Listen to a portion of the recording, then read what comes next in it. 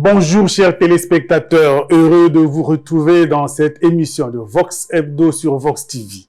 Alphonse Ndongo, journaliste indépendant spécialisé des questions économiques.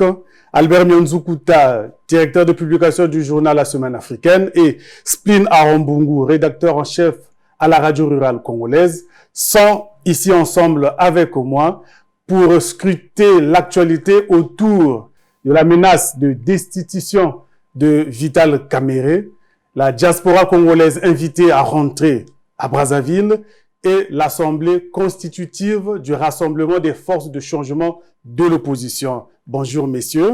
Bonjour. Bienvenue sur ce plateau de Vox Hebdo. Je vous invite à suivre ce reportage pour commencer avec notre premier sujet.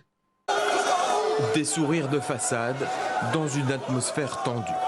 Le président de l'Assemblée nationale fait sa rentrée parlementaire sous le feu d'une série de pétitions de destitution. Au perchoir, Vital Kamerhe minimise toutefois cette fronde et fait amende honorable. Il s'agit des soubresauts. Toute ma carrière a été consacrée à un seul idéal, servir notre peuple. Et s'il y en a parmi vous qui se sont sentis froissés, qu'ils daignent bien accepter l'expression de mes regrets le plus sincère et j'implore leur pardon. Mais cette demande de pardon ne suffit pas.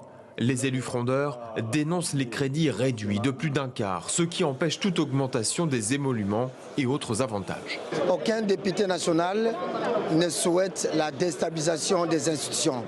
Mais tous les députés nationaux ont droit au respect, ont droit à la dignité, ont droit au social, ont droit au respect du règlement d'ordre intérieur. Dans le camp des députés loyaux du président de l'Assemblée, même si on ne rejette pas la démarche, c'est le fond de la pétition qui est mis en cause.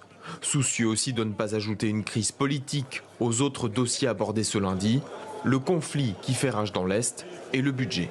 L'essentiel, donc je peux parler de 80% des revendications proposées par les députés ont déjà été rencontrées. Malgré ses soutiens, le président de l'Assemblée est ressorti considérablement affaibli d'un débat tenu à huis clos. Vital Kamerhe est-il sur le point de tomber? Crispin Bindoulé, député à l'initiative de ces pétitions, ira, dit-il, jusqu'au bout. Nous sommes dans le 262, c'est-à-dire l'honorable président Vital Kamerhe n'a plus la majorité dans la chambre basse. Et nous sommes venus déposer la pétition pour les destituer pour incompétence. Au Sénat, les débats ont été plus polissés, mais le président Jean-Michel Samalou Condé, ancien Premier ministre, est lui aussi mis en difficulté. Plusieurs sénateurs l'accusent de passivité dans le contrôle des actions du gouvernement. Nous avons vu les deux présidents des chambres de Parlement en RDC sont visés par des motions de destitution. Alors, Albert, est-ce que cette menace relève d'un enjeu juridique ou politique? Vous savez, nous sommes en Afrique et pire, en Afrique centrale. Donc, les juridismes, tous les aspects de considération des textes, de respect des textes, etc., passent après les considérations premières qui sont que nous sommes ici dans un pays qui va voir bientôt la fin d'un mandat, le mandat présidentiel donc de M. Tshisekedi, et pour lequel il faut se préparer, avoir des munitions, même si un troisième mandat n'est pas consenti. Mais il ne faut ni le dire trop tard, ni le dire trop en avance. Et donc, c'est cela. Vital Kamerhe est un tout petit peu pris donc, dans les taux de ces considérations-là. Juridisme, oui. Tant que le président de la République laisse faire, tant que M. Félix Antoine Tshisekedi Tshilombo n'a pas sonné la fin de la récréation, eh bien, les députés se croiront autorisés en douce à hausser le ton, à taquiner un tout petit peu le président de la chambre basse, mais aussi monsieur Condé pour le Sénat. Donc, essayer de voir un peu, tracer un sillon pour l'après Tshisekedi. Et c'est cela qui se prépare. Alphonse, ce débat peut-il empêcher la RDC d'évoluer? Parce que la RDC est confrontée à une crise armée. Est-ce que c'est pour embrouiller les pistes ou pour gagner du temps? Est-ce que c'est avantageux ce débat né dans le Parlement RDC? Oui, aussi étonnant que cela puisse paraître, on peut noter qu'un pays comme la RDC qui traverse une crise non seulement sécuritaire mais sociale à l'est de son pays, soit encore embourbé dans des conflits ou alors des luttes de positionnement politique, parce que c'est de ça dont il est question. On a même l'impression, comme le disaient certaines personnes et de la société civile à l'est de la RDC, que Kinshasa semble ne pas prendre à bras le corps la situation qui est la nôtre. Il est bien vrai que concernant le cas Caméré, ça fait depuis quelque temps qu'il est su quand même une volée de bois vert. On le soupçonne quelquefois d'être compassif sur ce qui se passe à l'Est, comme s'il avait une certaine complicité avec, pourquoi pas, ce qui opère dans cette partie de la République. Et comme l'a dit Albert, on est quand même dans une descente qui nous conduit vers la succession de Tshisekedi, si et seulement si, il ne se laisse pas aussi emporter par la maladie à la mode qui consiste à changer la constitution. Mais je pense quand même que le landerneau politique de la RDC est différent des autres pays africains parce que c'est carrément un volcan là-bas. Peut-être que, fort des résultats, vous voyez le procès Kabila, ainsi de suite, peut-être qu'en récomptant cela, il va se dire que je peux éventuellement prolonger mon bail à la tête de l'État, mais Caméré, je pense que quand on lit bien, au-delà de ce qu'il y a comme revendications économiques ou financières, en fait, dont des problèmes de vente pour ceux qui sont au niveau de la chambre basse, comme même de la chambre haute, mais vous vous rendez compte que c'est beaucoup plus une politisation qu'on essaie de mettre certainement en œuvre pour déstabiliser ceux qui demain pourraient se présenter comme des adversaires politiques du candidat de l'UDPS. Je ne sais pas lequel, je n'ai pas forcément dit que ce sera Tshisekedi, mais j'imagine que un candidat pourrait, pourquoi pas, sortir de là. Spleen, nous voyons que la RDC, c'est comme si elle se plaît à crier des crises, alors qu'il y a une crise très grave à laquelle il faut donner une solution. Mais nous voyons que les acteurs politiques, c'est comme si on pourrait dire, s'amusent à crier autre chose au lieu de se concentrer sur est-ce que la crise née au Parlement est-elle bénéfique pour la RDC? Elle ne le sera jamais, comme les deux autres intervenants le disent. Et moi, j'ai essayé de regarder un peu l'histoire de ce pays et de cette démocratie. Et je viens de constater tout simplement que la démocratie en RDC est l'affaire d'une catégorie d'animateurs que moi j'appellerais des détracteurs. Détracteurs, et cela remonte depuis la nuit des temps. Et rappelez-vous que lorsque nous sommes dans les années 60, l'ex-Congo belge devait accéder à l'indépendance et c'est les Lumumba qui sont à la tête. Mais Lumumba a payé de sa vie. Et lesquels et pourquoi? Et il ne faut pas chercher de midi à minuit que Lumumba a été accusé simplement de communiste. Et c'est ce qui lui a coûté la vie. Vous regardez en même temps le cas de celui qui était le président qui a pris l'indépendance des mains des Belges, qu'on appelle Kasavubu. Lui aussi, jusqu'à ce jour, il a toujours été traité de traître.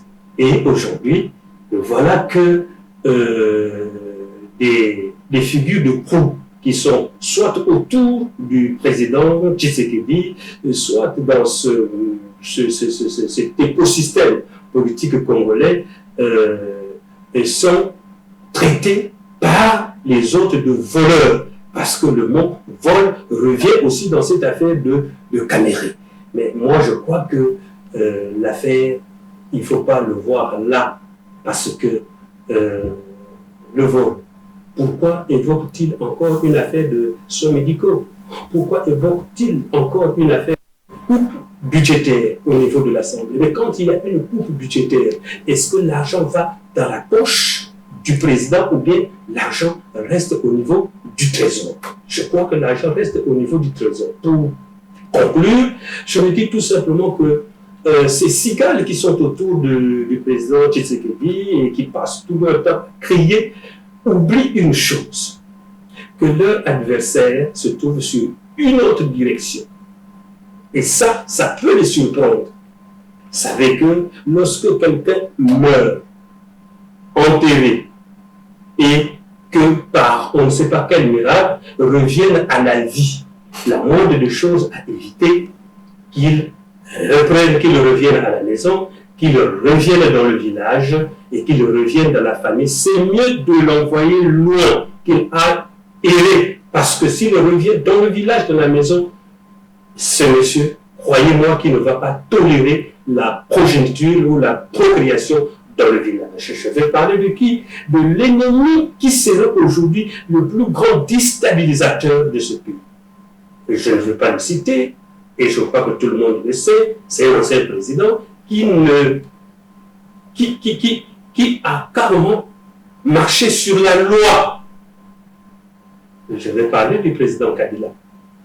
Et aujourd'hui, rappelez-vous qu'il y a des chaînes qui ont lancé d'où les armes qui sont utilisées par les M23 et les AFC, d'où ils viennent. Achetés au Kazakhstan, par qui? Et par celui dont je viens de citer. C'est démontré que c'est lui qui est à la manœuvre. Donc, je crois que il faut que ceux qui sont autour du président Tshisekedi comprennent que l'ennemi ne pouvait pas être Kamere, parce que déjà, celui qui est passé avant Kamere, Christophe Moussa, j'ai entendu déjà ce nom-là, qu'il veut revenir, et il y a un frondeur qui a carrément dit qu'ils ont déjà proposé un bureau, et que dans le bureau, c'est quelqu'un de l'Équateur qui devait être président de la République, donc plutôt président de l'Assemblée. Vous voyez que c'est une affaire beaucoup plus politicienne qu'une affaire qui rapporterait de guerre au président actuel. Au président et à l'ensemble de la politique, de la classe politique congolaise de la RDC. Oui, Albert, quand on regarde l'évolution de Kamere, c'est comme si sa vie politique, c'est de partir. Il part toujours, il ne finit jamais son mandat à la tête de l'Assemblée. Est-ce que ça pourrait être le cas aussi cette fois-ci? C'est possible. En tout cas, à entendre ceux qui ont juré d'avoir sa tête, que pour eux, son sort est déjà scellé et que donc oui, parce que Kamere, finalement, il a travaillé avec Kabila, il a travaillé avec Tshisekedi, c'est le faiseur de Tshisekedi, pour être honnête. C'est lui qui a fabriqué Tshisekedi. S'il s'était opposé, il y aurait eu peut-être un autre scénario pour la République démocratique du Congo. Aujourd'hui, j'étais en prison pour le détournement des fonds de 100 jours. De 100 jours. Les travaux de 100 jours. Et repêché de prison, habilité, remonté sur le percheur de l'Assemblée. Aujourd'hui, on voit, on ne sait pas très bien qui anime ceux qui aujourd'hui ont cité la pétition de sa destitution, parce que ça n'est pas un problème beaucoup plus grave qu'autre chose. On l'accuse tantôt d'avoir donné 100 millions, tantôt d'argent, etc., d'avoir été même un maillon de transmission avec la rébellion du M23. Tout cela, c'est de la politique, ça sent de la politique. Et c'est pour cela qu'on ne peut pas jurer oui, dans 3 jours, dans 3 mois, dans 3 ans, il sera ceci, il sera président ou il sera encore en prison on n'en sait rien. Mais ici, nous avons le jeu auquel souvent les politiciens de notre sous-région, l'Afrique centrale et pas seulement la République démocratique du Congo, nous sommes un scénario bien ficelé. Ok, merci. Toujours en train de suivre la situation de la RDC. Nous ne savons pas quand est-ce qu'elle va aboutir, mais restons comme sur notre soif. On attend ce que la RDC va nous produire. Nous allons passer à notre deuxième sujet. Je vous propose donc ce deuxième reportage. Le développement socio-économique de la République du Congo nécessite l'implication active de tous les Congolais, où qu'ils se trouvent dans le monde. Cette rencontre citoyenne de la diaspora congolaise en France, organisée le 13 septembre dernier, s'inscrit dans cette dynamique, fédérer les énergies et promouvoir le développement du pays. Les Congolais en délicatesse avec la République, ce sont ceux qui ont, je crois, 2-3 difficultés à véritablement venir au Congo. Ceux qui ont été condamnés, je crois qu'il y en a quelques-uns, mais pas simplement ceux qui parlent sur les réseaux sociaux. Soyons sérieux, j'en vois plein à Brazzaville. Ils insultent ici et puis ils sont à Brazzaville, ils viennent. S'il y a un Congolais qui considère qu'il a des difficultés à rentrer chez lui ou qu'il se sent en insécurité, je suis prêt à garantir sa protection. Rodrigue Malonda Somba, conseiller politique du président de la République Denis Sassou Nguesso, a mis le curseur sur l'unité, de la cohésion et du vivre ensemble, malgré la diversité des opinions. Face à la diaspora, il a prôné une approche collaborative et inclusive pour promouvoir le développement socio-économique du pays. L'initiateur des échanges a promis de mettre les garde-fous pour assurer la sécurité des Congolais qui souhaitent retourner au pays. Il n'y a pas de problème.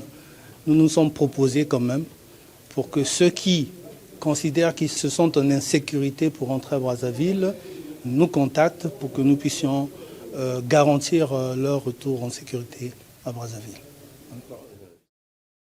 L'État devrait-il donc créer un environnement propice à leur réintégration en mettant en place des politiques et des programmes de soutien? La diaspora congolaise, à l'instar de celle d'autres pays, constitue un moteur de développement. Cette démarche pourrait inverser la tendance et encourager une implication plus active de la diaspora dans le développement socio-économique du pays.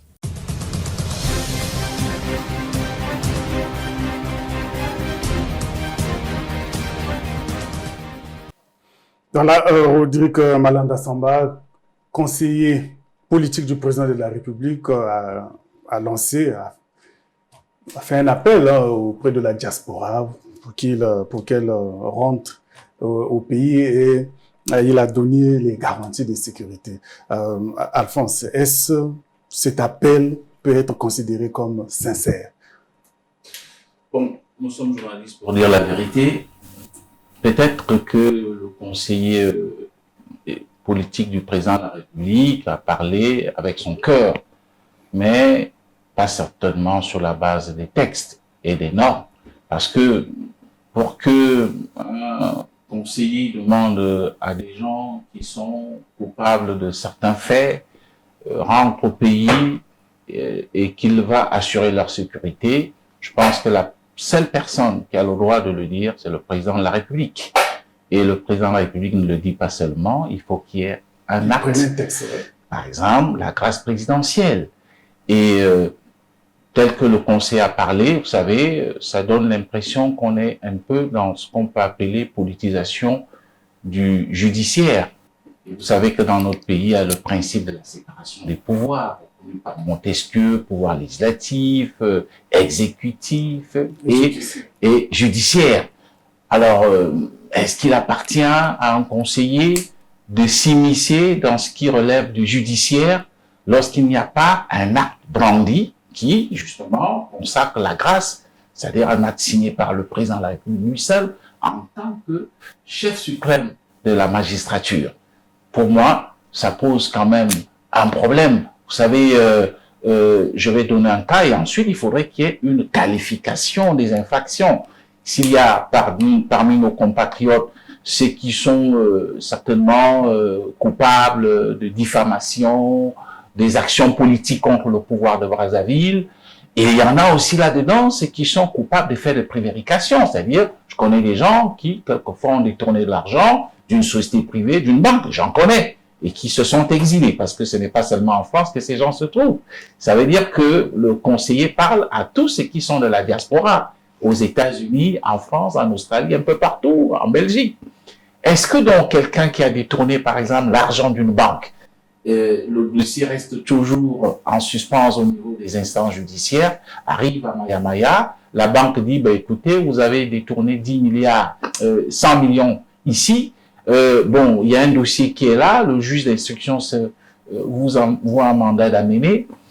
Est-ce qu'il appartient en ce moment à un conseiller du président de la République, fût-il conseiller politique, pour aller dire, écoutez, j'ai pris la garantie que rien ne va leur arriver? Non, ce n'est pas comme ça qu'une république travaille. Je comprends donc que le conseiller a certainement parlé comme tout Congolais avec le cœur, en disant aux gens, oui, vous pouvez rentrer, mais de par ses fonctions, je pense que de manière normale, il faudrait justement que ça obéisse au canevas que je viens de décrire. Et il n'y avait pas seulement ça, il y avait aussi un autre aspect qui relève aussi des finances, puisque le conseiller, vous le savez, il est en même temps président du conseil d'administration du FIGA. Il a dit, oui, le FIGA est là, c'est un instrument qui peut aider les jeunes Congolais en difficulté pour rentrer au pays. Là aussi se pose quand même un problème de normes. Du point de vue des textes qui sont reconnus au niveau de la CEMAC et même de la Commission bancaire d'Afrique centrale, il n'appartient pas à un président du conseil d'administration de devenir le VRP de l'institution qu'il dirige. Non, cela revient à la direction de cette structure. Donc il y a aussi quand même là un mélange de genres. Je dis nous sommes journalistes pour dire aussi des choses telles qu'elles sont, telles qu'elles se présentent, et c'est pourquoi je le dis, ce n'est pas nécessairement pour être contre le conseiller politique du chef de l'État. D'accord, Albert. Dire les choses telles qu'elles sont, non, Alphonse, telles qu'elles devraient être. Or, nous sommes au Congo, nous sommes Congolais, et nous savons que la loi peut se trafiquer de mille et une manières.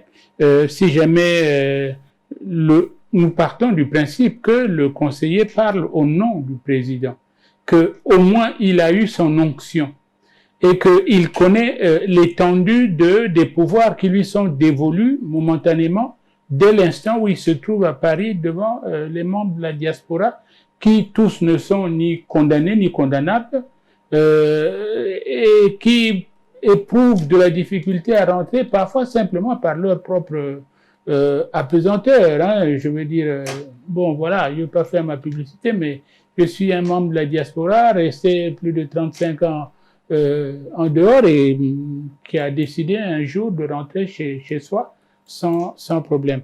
Donc, il y a l'esprit et la lettre de nos lois et de nos textes. Oui, à Maya-Maya, on a vu des gens passer librement, on se dit, mais celui-là, il est passé librement, alors qu'il y a toujours quelque chose pendant sur lui et dont la République, dont l'État ne se sert plus pour l'enquiquiner et pour dire les choses autrement. Donc voilà, nous sommes ici, c'est vrai, dans une situation où la vérité est nécessaire et où nous pensons que, vous savez, l'opposant politique congolais a un ton, une énergie différente quand il parle depuis Paris et quand il arrive à Maya-Maya. J'en ai vu un qui, à l'atterrissage de l'avion, commençait à embêter tout le monde là. Bon, suivez-moi, hein, regardez, on va peut-être m'arrêter. Moi, je me suis dit, mais c'est qui ce type? Bon, il n'y avait pas plus de 10 personnes dans l'avion qui savaient qui il était. Et m'étant placé derrière lui en passant, j'ai vu que il n'a fait trembler aucun policier, aucun surveillant, aucun agent de sécurité. Donc, il y a aussi je dirais pas cinéma, mais il y a aussi ce genre de choses, alors qu'il y a des situations bien plus graves. Nous sommes restés pour produire à Strat des tas d'opposants qui, bon, voilà, depuis Monsieur Lissouba, et peut-être même un peu avant, n'ont pas pu choisir de revenir ici parce qu'on leur a dit, ne rentrez pas maintenant. Donc voilà. Albert, mais finalement, qu'est-ce qui a motivé le conseiller à donner des garanties? C'est que peut-être il se reproche de quelque chose. Je rejoins Alphonse Ndongo. C'est un conseiller, il est vêtu de sa veste de conseiller et donc ne se sent pas l'obligation de repartir après une rencontre comme ça en laissant des frustrations. Il s'est cru obligé de donner des gages, de donner des assurances et il les a données. Seront-elles suivies d'effets? Je n'en sais rien parce que ça va aussi il y va de la grandeur, de la grosseur, c'est-à-dire de la faute qui fait que, c'est curieux d'ailleurs, qu'aujourd'hui, le premier Congolais qui détourne de l'argent réussissent à quitter le pays. Alors que sans encombre. Il y a des gens qui sont ici, pauvres, innocents, qui en sont à 7 ou 8 mois à attendre le passeport pour aller simplement à Bangui, même si la libre circulation des personnes et des biens dans la CEMAC est garantie. Spleen, l'appel de conseiller, est-ce que la diaspora penserait que c'est un appel sincère? Moi, à côté de cet appel, je me pose la question, pourquoi ceci vient 27 ans après? Pourquoi ça vient 27 ans après? Et puis pourquoi nous passons bien joint notre histoire? Parce que je me rappelle, en 2007, la 12e législature, c'était cette législature qui s'ouvrait avec les opposants, surtout ceux-là qui ont été impliqués avec les autres dans les troubles sociopolitiques de 97. Ils étaient là. Et moi, je me rappelle encore, il y a un député qui avait introduit une proposition de loi. Il s'agit de l'ancien député Nini Madingou, paix à son âme. Il avait introduit une proposition de loi d'amnistie, avec pratiquement tel que Alphonse vient de le dire, qu'il fallait pour chacun, mais qu'est-ce qu'est devenue cette proposition de loi? Elle avait été directement enfouie dans les tiroirs. Et vous voyez que 27 ans après, beaucoup d'acteurs, d'abord, beaucoup d'eau est passée sous le pont. Et beaucoup d'acteurs attendus ici qui ne sont plus en vie. Ils ne sont plus là. Alors, moi, c'est cette façon de faire.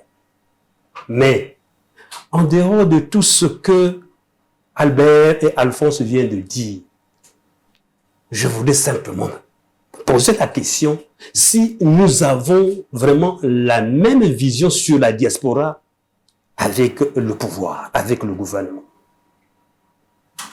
Parce que il veut faire revenir la diaspora. Mais pourquoi faire?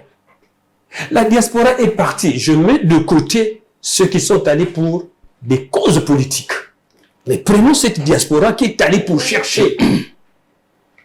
Elle va revenir. Pourquoi? Chercher un mieux-être. Dans un pays déjà en crise.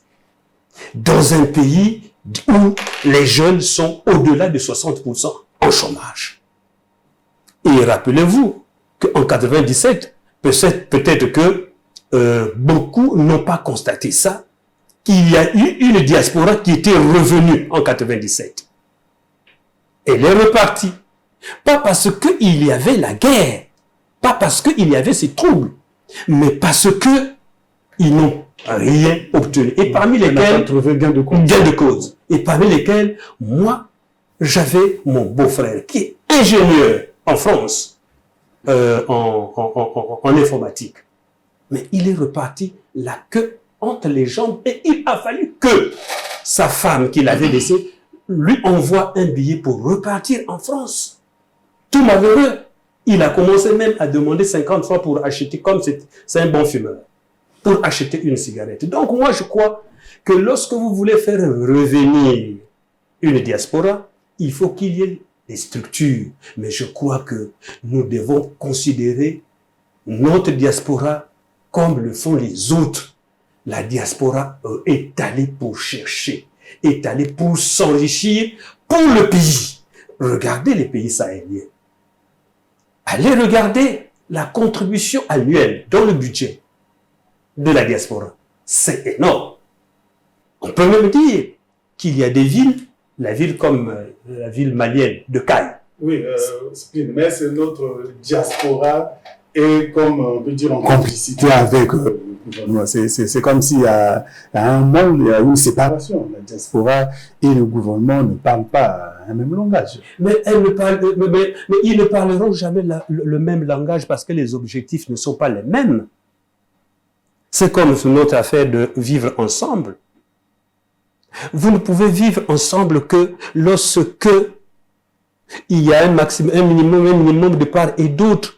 Mais si il y a le maxi quelque part et il n'y a rien à côté, vous pensez que vous pouvez vivre ensemble avec celui-là. Donc, avec le gouvernement et la diaspora, ça ne peut jamais marcher parce que les objectifs ne sont pas les mêmes.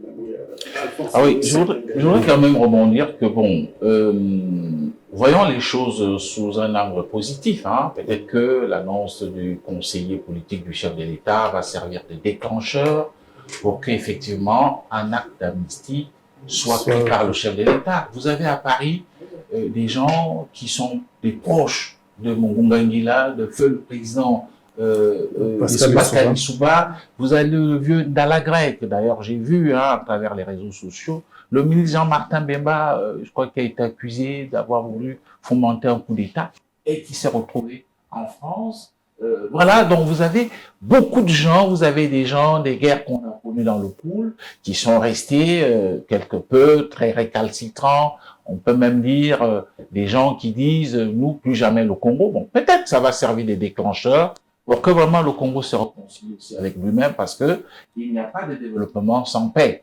Nous, on peut dire qu'on est en paix au Congo, mais il y a des gens qui sont à l'étranger et qui commencent à oublier le Congo. Bon, accordons le bénéfice du doute à monsieur le conseiller politique du chef de l'État, Rodrigue Mandasamba. Ok, accordons, comme a dit Alphonse, un peu, attendons de voir ce que ça va produire. Mais comme vous l'avez dit, il serait mieux d'aller avec un acte juridique qui pourrait mettre tout le monde en confiance pour que les gens qui se reprocheraient, ceux qui se reprocheraient de certains faits, puissent vraiment avoir la confiance de revenir au pays et aussi de trouver les structures, parce que Spleen a évoqué que ceux qui reviennent et qui ne trouvent pas de structure sont obligés de repartir.